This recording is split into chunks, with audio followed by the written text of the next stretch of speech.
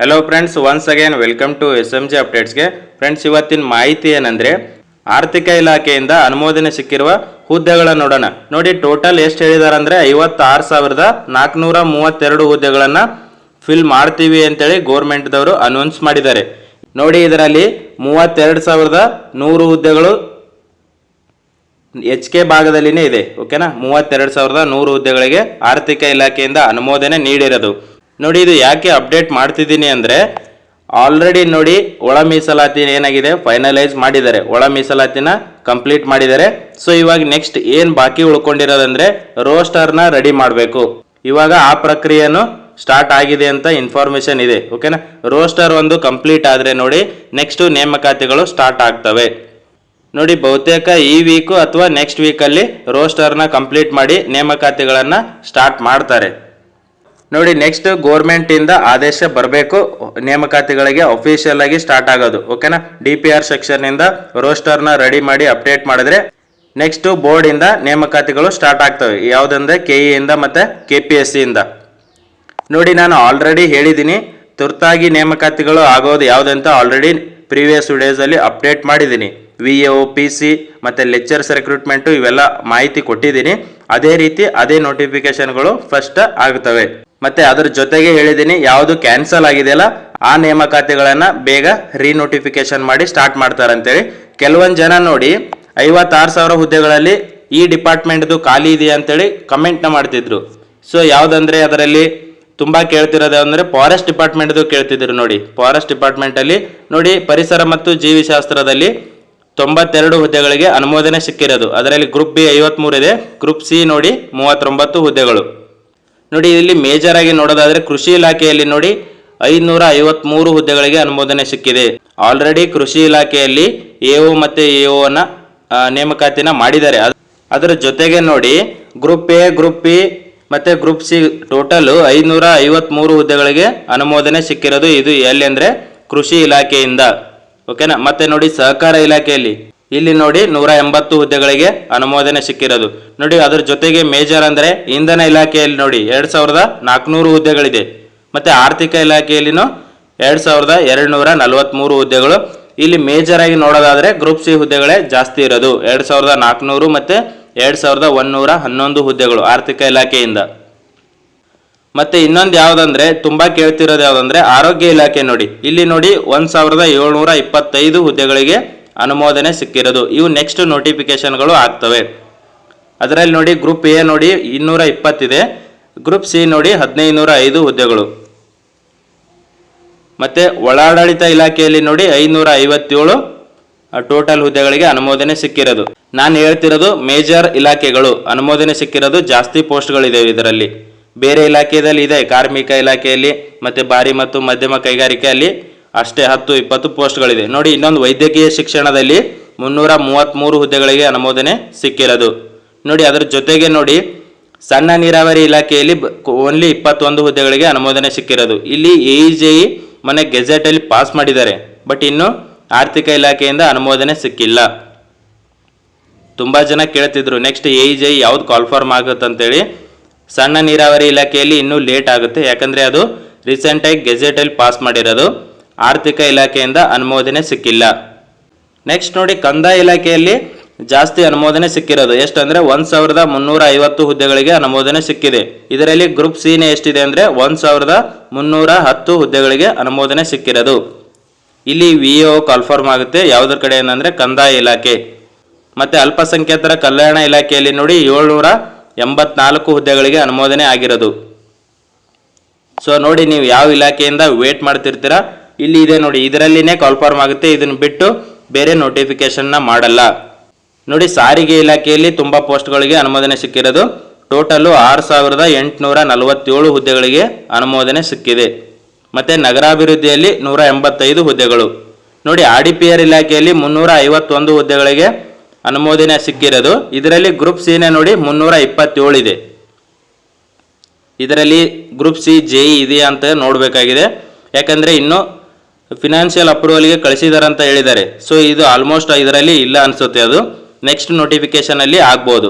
ಅದರಲ್ಲಿ AEJE financial ಅಪ್ರೂವಲ್ಗೆ ಕಳಿಸಿದ್ದಾರೆ. ನೋಡಿ, ಪರಿಶಿಷ್ಟ ಜಾತಿಗಳ ಕಲ್ಯಾಣ ಇಲಾಖೆ ಮತ್ತು ಪರಿಶಿಷ್ಟ ಪಂಗಡಗಳ ಕಲ್ಯಾಣ ಇಲಾಖೆಯಲ್ಲಿ ಇಲ್ಲಿ ಜಾಸ್ತಿ ಅನುಮೋದನೆ ಸಿಕ್ಕಿರೋದು. ನೋಡಿ ಇಲ್ಲಿ 892 ಹುದ್ದೆಗಳಿದೆ. ಮತ್ತೆ ಪರಿಶಿಷ್ಟ ಪಂಗಡಗಳ ಕಲ್ಯಾಣ ಇಲಾಖೆಯಲ್ಲಿ 200 ಹುದ್ದೆಗಳಿಗೆ ಅನುಮೋದನೆ ಸಿಕ್ಕಿರೋದು. ಮತ್ತೆ ನೋಡಿ, ಇನ್ನೊಂದು ಯಾವುದಂದ್ರೆ ಶಾಲಾ ಶಿಕ್ಷಣ ಮತ್ತು ಸಾಕ್ಷರತೆಯಲ್ಲಿ ಇಲ್ಲಿ ಜಾಸ್ತಿ ಇದೆ. ನೋಡಿ, 5267 ಹುದ್ದೆಗಳಿಗೆ ಅನುಮೋದನೆ ಸಿಕ್ಕಿರೋದು. ಟೋಟಲ್ ನೋಡಿ ಇದು ಎಷ್ಟಂದ್ರೆ 24300 ಹುದ್ದೆಗಳು. ಇಷ್ಟು ಹುದ್ದೆಗಳಿಗೆ ಆರ್ಥಿಕ ಇಲಾಖೆಯಿಂದ ಅನುಮೋದನೆ ಆಗಿರೋದು. ನೋಡಿ, 1 by 1 ನೋಟಿಫಿಕೇಶನ್ ಎಕ್ಸ್ಪೆಕ್ಟ್ ಮಾಡ್ಬೋದು. ಇದರಲ್ಲಿ ಏನಿದಾವಲ್ಲ ಇವು ಎಷ್ಟು 32 ಡಿಪಾರ್ಟ್ಮೆಂಟ್ ಇದೆ. ಈ 32 ಡಿಪಾರ್ಟ್ಮೆಂಟಿಂದ 1 by 1 ನೋಟಿಫಿಕೇಶನ್ ಮಾಡ್ತಾರೆ. ತುರ್ತಾಗಿ ಹೇಳಿದ್ದೀನಲ್ಲ, ಯಾವುದಂದ್ರೆ VO ಇದರಲ್ಲಿ ಕನ್ಫರ್ಮ್ ಆಗುತ್ತೆ. ಅದ್ರ ಜೊತೆಗೆ ನೋಡಿ ವೈದ್ಯಕೀಯ ಇದೆಯಲ್ಲ ಅದು ಕನ್ಫರ್ಮ್ ಆಗುತ್ತೆ. ಯಾಕಂದರೆ ಅಲ್ಲಿ ಜಾಸ್ತಿ ಪೋಸ್ಟ್ಗಳಿಗೆ ಅನುಮೋದನೆ ಸಿಕ್ಕಿರೋದು. ಸೊ ರಿಕ್ವೈರ್ಮೆಂಟ್ ಜಾಸ್ತಿ ಇರುತ್ತೆ. ಅದೇ ರೀತಿ ನೋಡಿ ಇಂಧನ ಇಲಾಖೆಯಲ್ಲಿಂದ ಕನ್ಫರ್ಮ್ ಮಾಡ್ತಾರೆ. ಸೊ ಅದೇ ರೀತಿ ನೋಡಿ HK ಭಾಗದಲ್ಲಿ 32,100 ಹುದ್ದೆಗಳಂತ ಹೇಳಿದ್ದೀನಿ. ಇಲ್ಲಿ ಮೇಜರ್ ಆಗಿ ನೋಡೋದಾದರೆ ನೋಡಿ department of school education and literacy ಅಂತಿದೆಯಲ್ಲ, ಇಲ್ಲಿ 10,800 ಹುದ್ದೆಗಳು ಮೇಜರ್ ಆಗಿರೋದು, ಇದಕ್ಕೆ ಅನುಮೋದನೆ ಸಿಕ್ಕಿರೋದು. ಮತ್ತು ಟ್ರಾನ್ಸ್ಪೋರ್ಟ್ ಡಿಪಾರ್ಟ್ಮೆಂಟ್ ನೋಡಿ HKದಲ್ಲಿ ಇಲ್ಲಿ ಹತ್ತತ್ರ 3,000 ಹುದ್ದೆಗಳಿಗೆ ಅನುಮೋದನೆ ಸಿಕ್ಕಿದೆ. ನೋಡಿ ಹೈಯರ್ ಎಜುಕೇಷನ್ ಇದೆ, ಇಲ್ಲಿ 1,500 ಹುದ್ದೆಗಳಿದೆ. ಮತ್ತು ಇಲ್ಲಿ ನೋಡಿ ಎನರ್ಜಿ ಡಿಪಾರ್ಟ್ಮೆಂಟಲ್ಲಿ 2,645 ಹುದ್ದೆಗಳು. ಇಲ್ಲಿ ಜಾಸ್ತಿ HK ಭಾಗದಲ್ಲಿದೆ, ಯಾಕಂದರೆ 32,000 ಹುದ್ದೆಗಳಿರೋದು. ಸೊ HKದಲ್ಲಿನೇ ಜಾಸ್ತಿ ಕನ್ಫರ್ಮ್ ಮಾಡ್ತಾರೆ, ಅನುಮೋದನೆ ಸಿಕ್ಕಿರೋದು ಜಾಸ್ತಿ ಇದೆ. ನೋಡಿ ಮೆಡಿಕಲ್ ಎಜುಕೇಷನ್ ಡಿಪಾರ್ಟ್ಮೆಂಟಲ್ಲಿ 2,219 ಹುದ್ದೆಗಳು. ಮತ್ತು ಅರ್ಬನ್ ಡೆವಲಪ್ಮೆಂಟಲ್ಲಿ ನೋಡಿ 3,080 ಹುದ್ದೆಗಳು ಸಿಕ್ಕಿರೋದು. ಅದರ ಜೊತೆಗೆ ನೋಡಿ ಇಲ್ಲಿ RDPR ಅಲ್ಲಿ 487 ಇದೆ. ಇದರಲ್ಲಿ group A, group C, group B ಇರ್ಬೋದು. ಓಕೆನಾ, PDO ಇರ್ಬೋದು, ಮತ್ತು AEJ ಇರ್ಬೋದು, ಬೇರೆ ಗ್ರೂಪ್ C ಹುದ್ದೆಗಳದು ಇರ್ಬೋದು. ನೋಡಿ ವಾಟರ್ ರಿಸೋರ್ಸ್ ಡಿಪಾರ್ಟ್ಮೆಂಟಲ್ಲಿ ಇದು ತುಂಬ ಇಂಪಾರ್ಟೆಂಟು, ಇದರಲ್ಲಿ AEJನೂ ಇರ್ಬೋದು. ನೋಡಿ HK ಭಾಗದಲ್ಲಿ ಟೋಟಲು 532 ಹುದ್ದೆಗಳು. ನೆಕ್ಸ್ಟ್ ಫಿನಾನ್ಸ್ ಡಿಪಾರ್ಟ್ಮೆಂಟ್ ನೋಡಿ 841 ಹುದ್ದೆಗಳಿದೆ. ಹೋಮ್ ಡಿಪಾರ್ಟ್ಮೆಂಟಲ್ಲಿ 1,400 ಹುದ್ದೆಗಳು. ಅಗ್ರಿಕಲ್ಚರ್ ಡಿಪಾರ್ಟ್ಮೆಂಟಲ್ಲಿ ನೋಡಿ HK ಭಾಗದಲ್ಲಿ 810 ಹುದ್ದೆಗಳಿಗೆ ಅನುಮೋದನೆ ಸಿಕ್ಕಿರೋದು. ನೋಡಿ ಯಾರು HKಗೆ ಓದ್ತಿದ್ದೀರಲ್ಲ, ಸೊ ಕಂಟಿನ್ಯೂ ಚೆನ್ನಾಗಿ ಸ್ಟಡಿ ಮಾಡಿ. ಯಾಕಂದರೆ ಮೇಜರ್ ಪೋಸ್ಟ್ಗಳು HK ಭಾಗದಲ್ಲಿದೆ.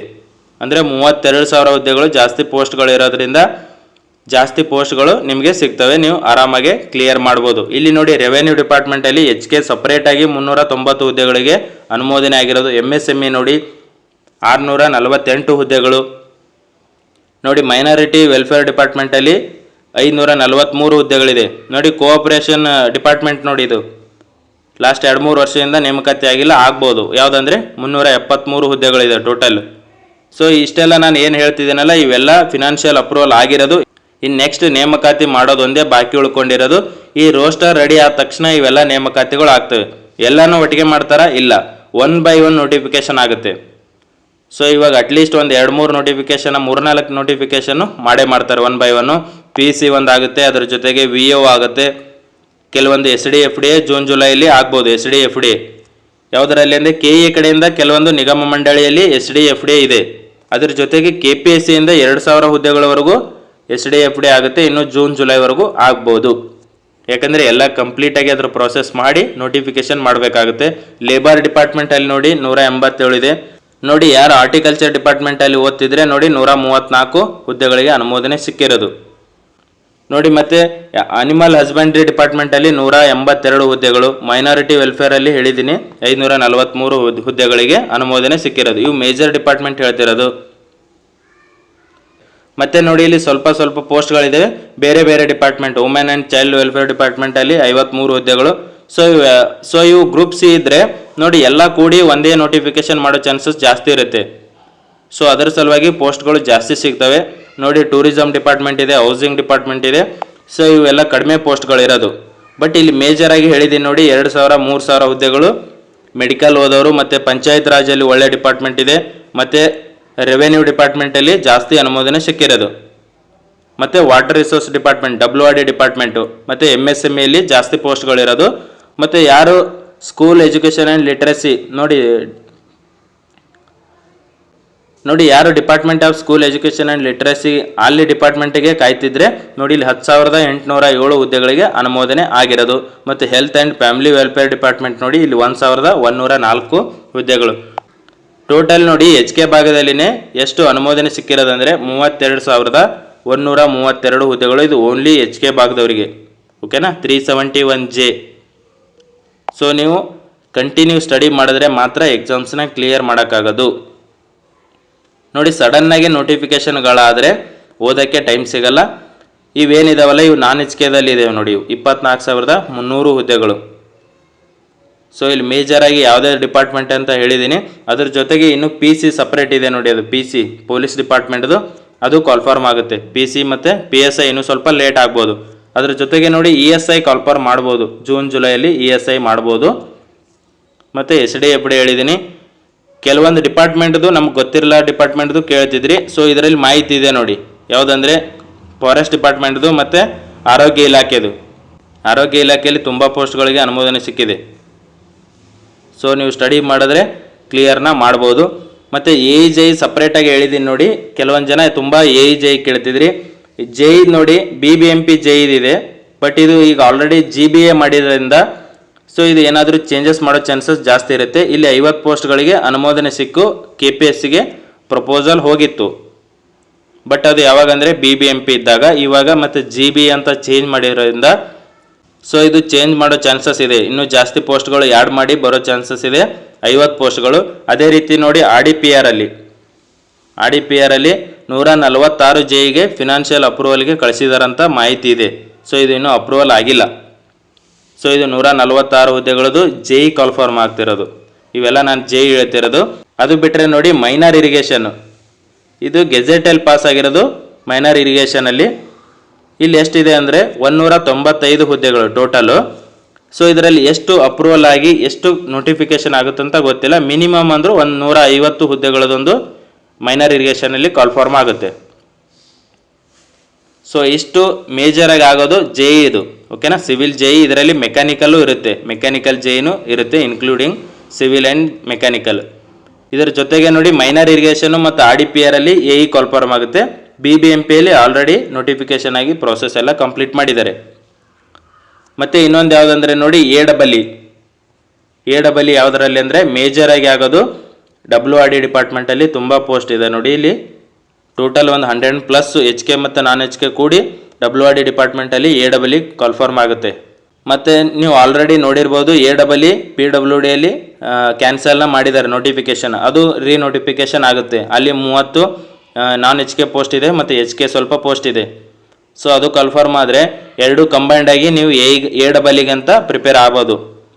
So AEE preparation start ಮಾಡಿದ್ರೆ ನೀವು ಏನು ಕ್ಲಿಯರ್ ಮಾಡ್ಬೋದು. ಬಟ್ JEE ಸಿಲೆಬಸ್ ಚೇಂಜ್ ಇರೋದ್ರಿಂದ ಸೊ ಅದಕ್ಕೆ ಕಮ್ಯುನಿಕೇಷನ್ ಓದಬೇಕಾಗುತ್ತೆ ನೋಡಿ. ಇಷ್ಟೆಲ್ಲ ಪೋಸ್ಟ್ಗಳು ಅನುಮೋದನೆ ಸಿಕ್ಕಿರೋದು, ಇಷ್ಟೆಲ್ಲ ಪೋಸ್ಟ್ಗಳಿಗೆ ನೋಡಿ. ಇನ್ನೊಂದು 10-15 ಡೇಸಲ್ಲಿ ರೋಸ್ಟರ್ ಎಲ್ಲ ರೆಡಿ ಮಾಡಿ ನೋಟಿಫಿಕೇಷನ್ಗಳು ಸ್ಟಾರ್ಟ್ ಆಗ್ಬೋದು. ಸೊ ಇನ್ನೊಂದು 15 ಡೇಸ್ ವೇಟ್ ಮಾಡಬೇಕಾಗುತ್ತೆ. ಮೇ ಮಿಡ್ಡಲ್ಲಿ ನೋಟಿಫಿಕೇಷನ್ಗಳು ಸ್ಟಾರ್ಟ್ ಆಗೋ ಚಾನ್ಸಸ್ ತುಂಬ ಇದೆ. ಸೊ ನಿಮ್ಮ ಸ್ಟಡಿ ಏನಿದೆಯಲ್ಲ ನೀವು ಕಂಟಿನ್ಯೂ ಮಾಡಿ, ನೋಟಿಫಿಕೇಷನ್ ಆಗೇ ಆಗ್ತೇವೆ, ಓಕೆನಾ. Thank you friends.